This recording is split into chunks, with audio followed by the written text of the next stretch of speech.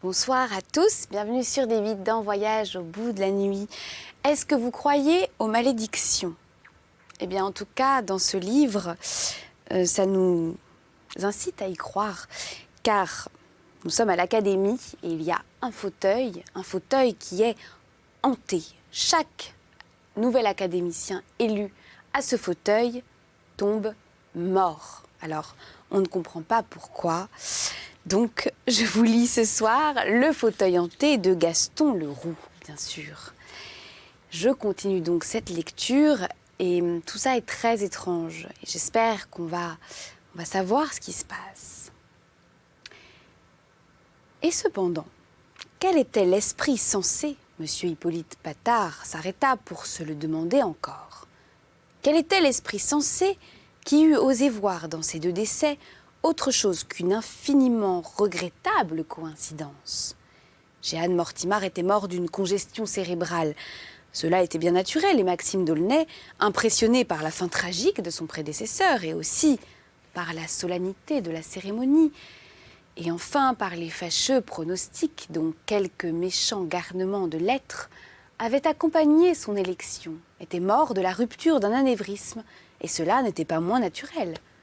Monsieur Hippolyte Patard, qui traversait la première cour de l'Institut et se dirigeait à gauche vers l'escalier qui conduit au secrétariat, frappa le pavé inégal et moussu de la pointe ferrée de son parapluie. Qu'y a-t-il donc de plus naturel, se fit-il à lui-même, que la rupture d'un anévrisme? C'est une chose qui peut arriver à tout le monde que de mourir de la rupture d'un anévrisme, même en lisant un discours à l'Académie française. Il ajouta, il suffit pour cela d'être académicien. Ayant dit, il s'arrêta pensif sur la première marche de l'escalier.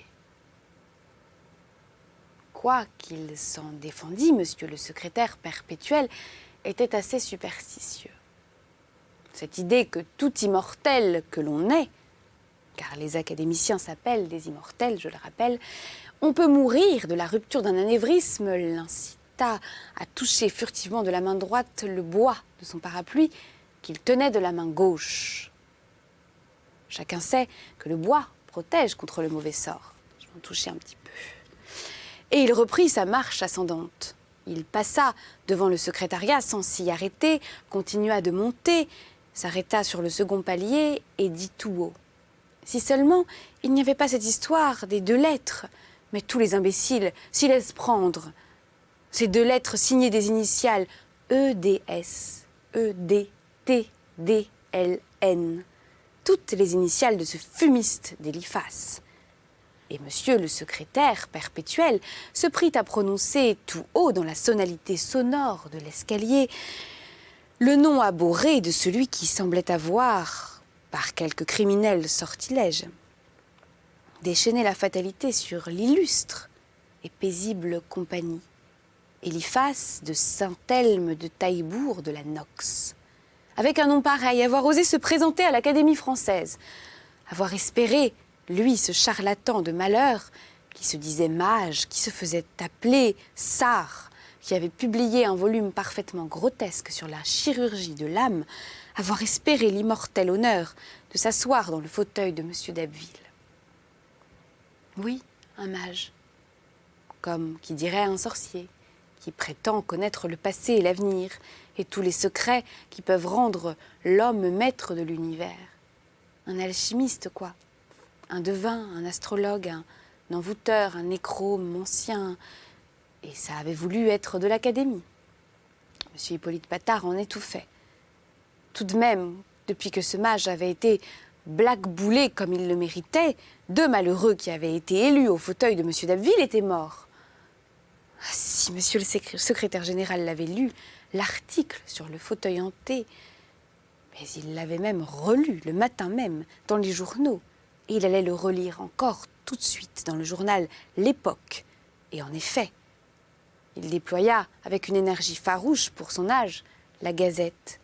Cela tenait 2 colonnes en première page et cela répétait toutes les âneries dont les oreilles de M. Hippolyte Patard étaient rebattues, car en vérité, il ne pouvait plus maintenant entrer dans un salon ou dans une bibliothèque sans qu'il entendît aussitôt Eh bien, et le fauteuil hanté? L'époque, à propos de la formidable coïncidence de ces deux morts, si exceptionnellement académique, avait cru devoir rapporter tout au long la légende qui s'était formée autour du fauteuil de M. d'Abbeville. Dans certains milieux parisiens, où l'on s'occupait beaucoup de choses qui se passaient au bout du pont des Arts, on était persuadé que ce fauteuil était désormais hanté par l'esprit de vengeance du sar Eliphas de Saint-Elme de Taillebourg de la Nox. Et comme, après son échec, cet Eliphas avait disparu, l'époque ne pouvait s'empêcher de regretter qu'il eût, avant précisément de disparaître, prononcé des paroles de menace, suivies bien fâcheusement d'aussi regrettables décès subis. En sortant pour la dernière fois du club des pneumatiques, ainsi appelé de Pneuma-Âme, qu'il avait fondé dans le salon de la belle Madame de Bithynie, Eliphas avait dit textuellement, en parlant du fauteuil de l'éminent prélat, « Malheur à ceux qui auront voulu s'y asseoir avant moi ». En fin de compte, l'époque ne paraissait pas rassurée du tout. Elle disait à l'occasion des lettres reçues par les deux défunts immédiatement avant leur mort que l'Académie avait peut-être affaire à un fumiste, mais aussi qu'elle pouvait avoir affaire à un fou. Le journal voulait que l'on retrouvât Eliphas, et c'est tout juste s'il ne réclamait pas l'autopsie des corps de Jeanne Mortimar et de M. D'aulnay. L'article n'était pas signé, mais M. Hippolyte Patard envoie aux Gémonies l'auteur anonyme après l'avoir traité carrément d'idiot, puis ayant poussé le tambour d'une porte, il traversa une première salle tout encombrée de colonnes, pilastres et bustes, monuments de sculptures funéraires à la mémoire des académiciens défunts qu'il salua au passage. Puis une seconde salle, puis arriva en une troisième, toute garnie de tables recouvertes de tapis, d'un vert uniforme et entourée de fauteuils symétriquement rangés. Au fond, sur un vaste panneau, se détachait la figure en pied du cardinal Armand Jean du Plessis, duc de Richelieu. Monsieur le secrétaire perpétuel venait d'entrer dans la salle du dictionnaire et elle était encore déserte. Il referma la portière derrière lui, s'en fut à sa place habituelle, y déposa son courrier, rangea précieusement dans un coin qu'il lui était facile de surveiller son parapluie sans lequel il ne sortait jamais et dont il prenait un soin jaloux comme d'un objet sacré. Puis il retira son chapeau, qu'il remplaça par une petite toque en velours noir brodé, et à petits pas feutrés, il commença le tour des tables qui formaient entre elles comme de petits box, dans lesquels étaient les fauteuils. Il y en avait de célèbres. Quand il passait auprès de ceux-là, monsieur le secrétaire perpétuel y attardait son regard attristé, hochait la tête et murmurait des noms illustres. Ainsi arriva-t-il devant le portrait du cardinal de Richelieu. Il souleva sa toque. « Bonjour, grand homme, fit-il. » Et il s'arrêta, tourna le dos au grand homme et contempla juste en face de lui un fauteuil. C'était un fauteuil comme tous les fauteuils, qui était là avec ses quatre pattes et son dossier carré, ni plus ni moins. Mais c'était dans ce fauteuil qu'avait coutume d'assister aux séances M. d'Abbeville, et nul depuis la mort du prélat ne s'y était assis. Pas même ce pauvre Jeanne Mortimar, pas même ce pauvre Maxime d'Aulnay, qui n'avait jamais eu l'occasion de franchir le seuil de la salle des séances privées, la salle du dictionnaire, comme on dit. Or, au royaume des immortels, il n'y avait vraiment que cette salle-là qui compte, car c'est là que sont les 40 fauteuils, sièges de l'immortalité. Donc, monsieur le secrétaire perpétuel contemplait le fauteuil de monsieur d'Abbeville. Il dit tout haut, le fauteuil hanté. Et il haussa les épaules, le fauteuil hanté. Puis il prononça la phrase fatale en manière de dérision. Malheur à ceux qui auront voulu s'y asseoir avant moi. Tout à coup, Il s'avança vers le fauteuil jusqu'à le toucher. « Eh bien moi, s'écria-t-il en frappant la poitrine, moi, Hippolyte Patard, qui me moque du mauvais sort et de monsieur Eliphas de Saint-Elme de Taillebourg de la Nox, moi, je vais m'asseoir sur toi, fauteuil hanté. » Et se retournant, il se disposa à s'asseoir, mais à moitié courbé, il s'arrêta dans son geste, se redressa et dit « Et puis non, je ne m'assoirai pas. C'est trop bête, on ne doit pas attacher d'importance à des bêtises pareilles. » Et monsieur le secrétaire perpétuel regagna sa place après avoir touché en passant d'un doigt furtif le manche en bois de son parapluie. Sur quoi la porte s'ouvrit et monsieur le chancelier entra, traînant derrière lui monsieur le directeur. Monsieur le chancelier était un quelconque chancelier, comme on en élit un tous les 3 mois. Mais le directeur de l'académie de ce trimestre-là était le grand Loustalot, l'un des premiers savants du monde. Il se laissait diriger par le bras comme un aveugle. Ce n'était point qu'il n'y vit pas clair, mais il avait de si illustres distractions qu'on avait pris le parti à l'académie de ne point le lâcher d'un pas. Il habitait dans la banlieue. Quand il sortait de chez lui pour venir à Paris, un petit garçon âgé d'une dizaine d'années l'accompagnait et venait le déposer dans la loge du concierge de l'Institut. Là, monsieur le chancelier s'en chargeait.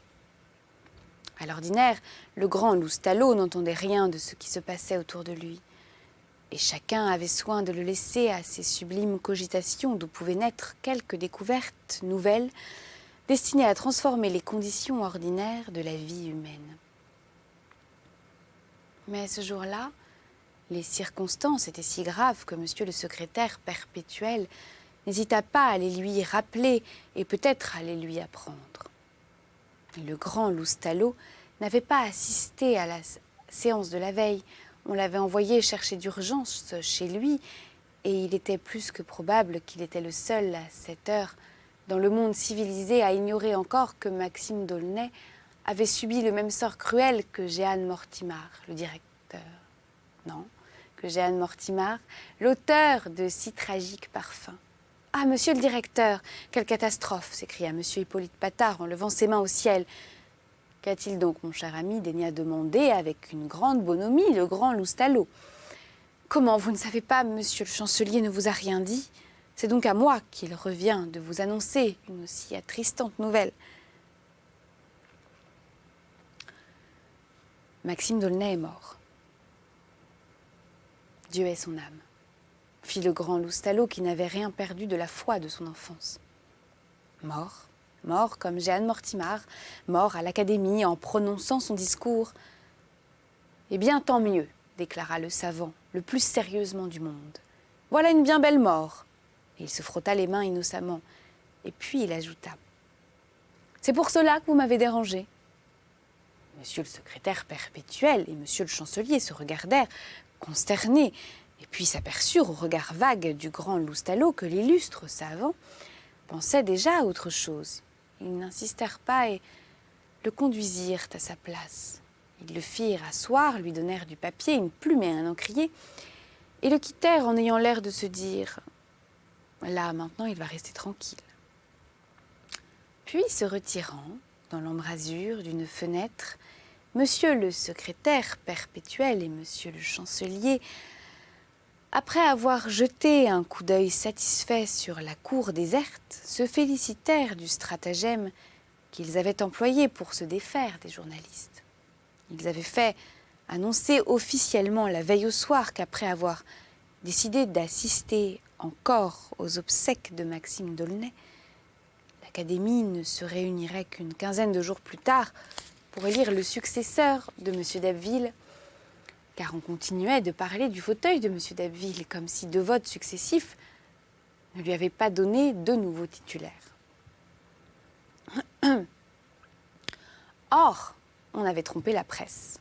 C'était le lendemain même de la mort de Maxime d'Aulnay, le jour par conséquent où nous venons d'accompagner M. Hippolyte Patard dans la salle du dictionnaire, que l'élection devait avoir lieu. Chaque académicien avait été averti par les soins de monsieur le secrétaire perpétuel en particulier, et cette séance aussi exceptionnelle que privée, allait s'ouvrir dans la demi-heure.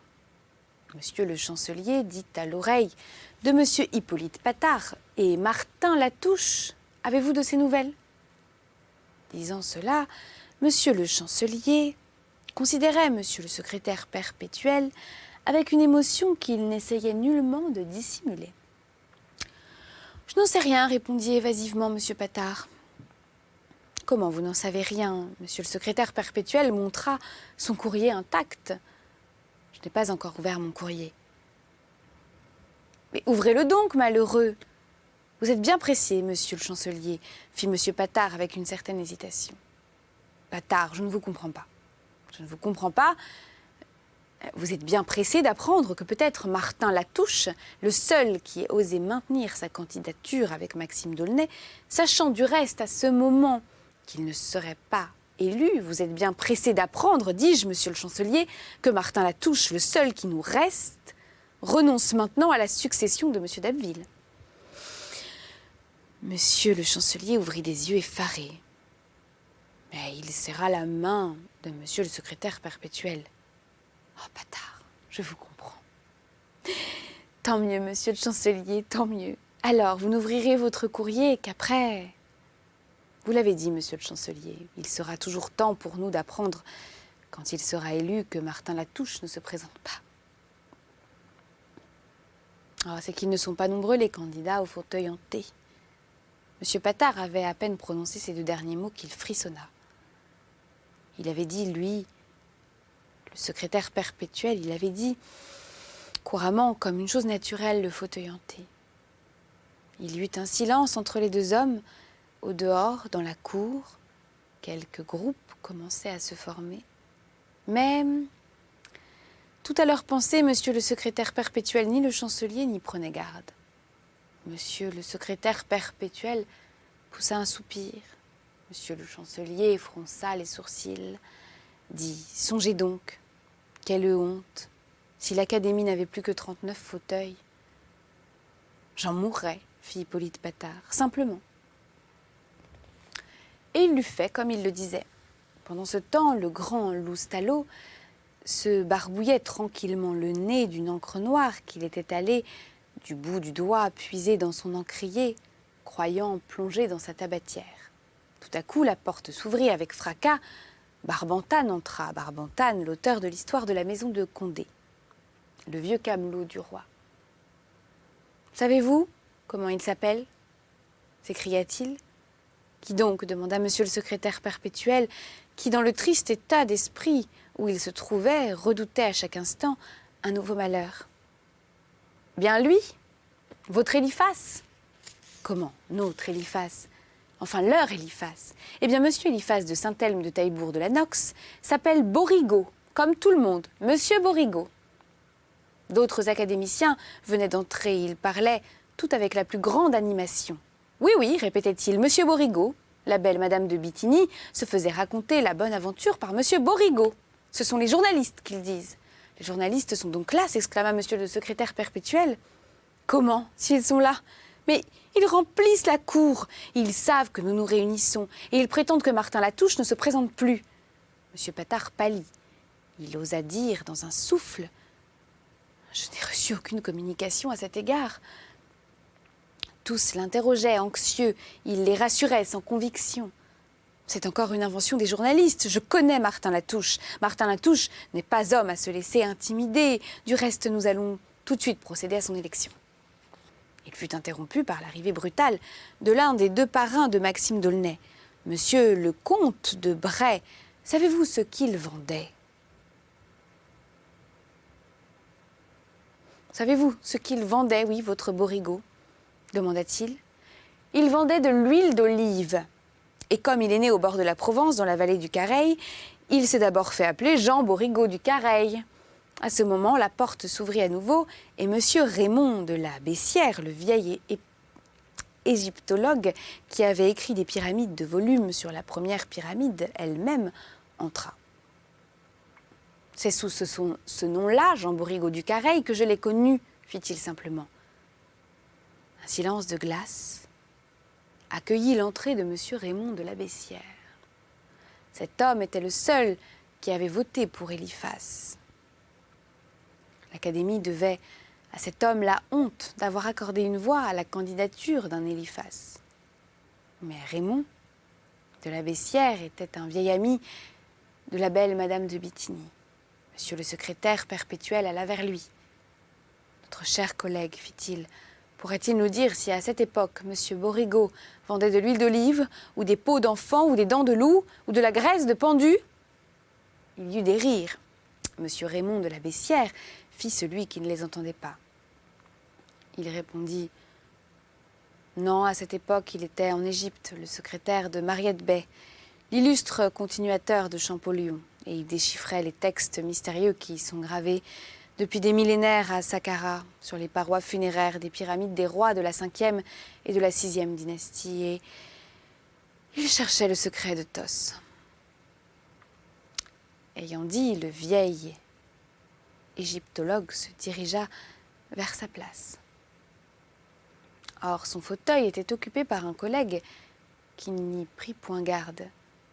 Monsieur Hippolyte Patard, qui suivait Monsieur de la Bessière d'un œil perfide par-dessus ses lunettes, lui dit « Eh bien, mon cher collègue, vous ne vous asseyez point. Le fauteuil de Monsieur d'Abbeville vous tend les bras. » Monsieur de la Bessière répondit sur un ton qui fit se retourner quelques immortels. « Non, je ne m'assierai point dans le fauteuil de Monsieur d'Abbeville. »« Et pourquoi ?» lui demanda avec un petit rire déplaisant Monsieur le secrétaire perpétuel. « Pourquoi ne vous asseriez-vous point dans le fauteuil de Monsieur d'Abbeville? Est-ce que par hasard, vous prendriez vous aussi au sérieux toutes les balivernes que l'on raconte sur le fauteuil hanté? » « Je ne prends au sérieux aucune baliverne, Monsieur le secrétaire perpétuel, mais je ne m'y assirai point parce que cela ne me plaît pas. C'est simple. Le collègue qui avait pris la place de Monsieur Raymond de la Bessière la lui céda aussitôt et lui demanda fort convenablement, et sans raillerie aucune, cette fois s'il croyait, lui, Raymond de la Bessière, qui avait vécu longtemps en Égypte et qui, par ses études, avait pu remonter aussi loin que tout autre jusqu'aux origines de la Kabbale, s'il croyait au mauvais sort. « Je n'aurais garde de le nier, dit-il. » Cette déclaration fit dresser l'oreille à tout le monde, et comme il s'en fallait encore d'un quart d'heure que l'on procédât au scrutin, cause de la réunion ce jour-là de tant d'immortels, on pria Monsieur de la Bessière de vouloir bien s'expliquer. L'académicien constata d'un coup d'œil circulaire que personne ne souriait et que Monsieur Patard avait perdu son petit air de facétie. Alors, d'une voix grave, il dit « Eh bien, il dit, nous le saurons la prochaine fois. Nous avons hâte de savoir ce qu'il va dire. J'aime beaucoup ce livre et cette histoire de malédiction. Je vous embrasse, j'espère que ça vous plaît aussi. Et n'hésitez pas à réagir avec le hashtag VBN sur Facebook, sur Twitter. Je crois que c'est tout.